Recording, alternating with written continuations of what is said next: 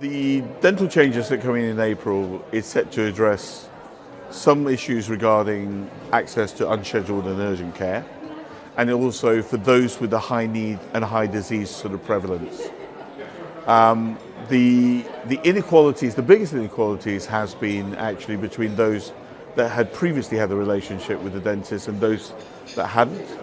And the hope is that firstly, the access to care for the unscheduled care is made easier and recognised actually by rewarding it more than what's previously been rewarded on, will encourage, as a contractual requirement as well, encourage practices to take on patients. And then once they have seen the patient, the high complexity pathways and the high needs pathways is there to ensure that the practice is also equally remunerated if the patient happened to have high disease. So I think that's quite instrumental in terms of addressing inequalities. And practices have always reported that it's really difficult to take on new patients because they have a higher level of disease, and this is what it's set to address.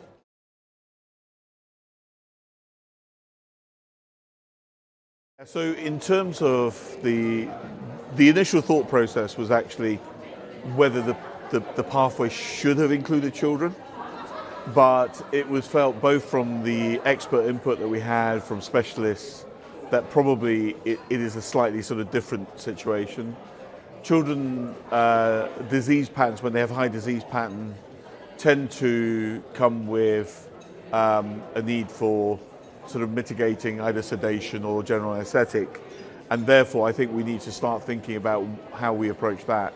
It's a big prevention program going on with that, but there is definitely scope for thinking about the next set of reforms, and it's really good to be clear this set of reforms is not meant to be the end of the journey, and actually it's just the next step in the journey.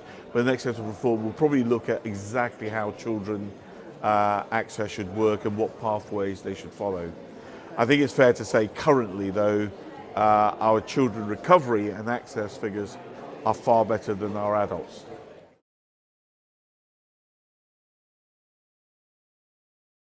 I mean, I think that part of the reform was really giving an extra option for practices to use.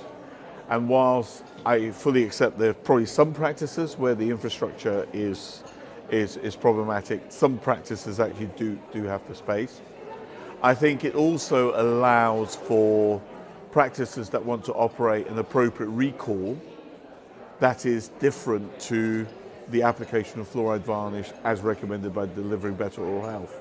So I think it gives them an option. We will be sending out some clinical guidance, but actually we've already been talking during our webinars about how this might work. And it is something that is essentially an opt-in. So it's not the case that everyone has to do it, but if you did want to, it is something that could be done. In terms of support, the courses for fluoride varnish is actually really quite well established already, and as long as the dental nurse is properly trained, competent and indemnified to do it, there's no reason why they can't.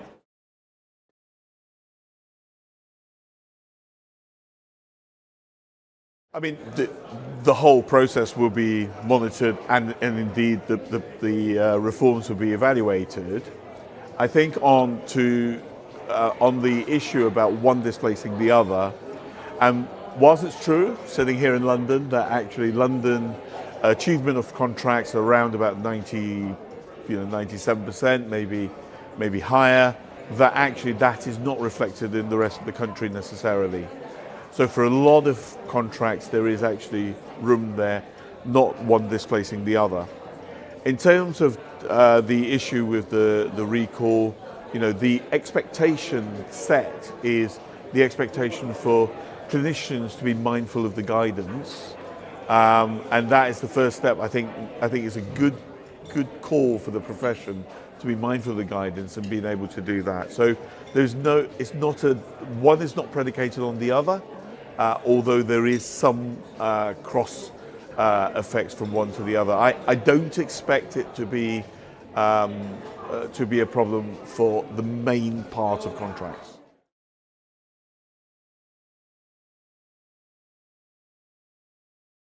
So I'm really hoping to see a really high uptake for the quality improvement. I think the idea of having quality improvement rewarded by the system is new to dentistry, but actually not new to the rest of healthcare, and I think that's really important for us to consider. It probably is one of the sort of governance type structures you'd have in most practices anyway. I mean, most practices do some kind of audit on record keeping, radiograph selection, prescribing, that kind of thing. And actually, it is just the NHS saying the practice will be paid to do it, but we expect you to look at this. And I think it probably is time for us to and it's good it's been rewarded for us to look at this topic. I have noticed a change already. I think probably a year ago when we started talking about this, there was some pushback from clinicians saying, well, actually, I do this for a multitude of reasons. Now it's an accepted issue that there's a professional duty to make sure you risk assess and discuss that with the patient. So on the one hand, there's no absolute sanctions with these, but I think it's just good practice for us to get into.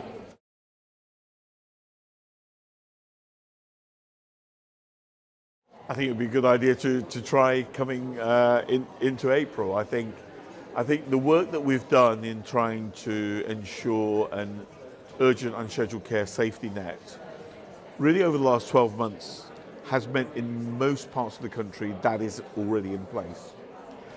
What this set of reforms is doing is, in fact, changing what was previously the duty of 20% of practices to nearly 100% of practices. The target for urgent unscheduled care is not meant to be a stretching target, and some practices already report doing that level as we have it.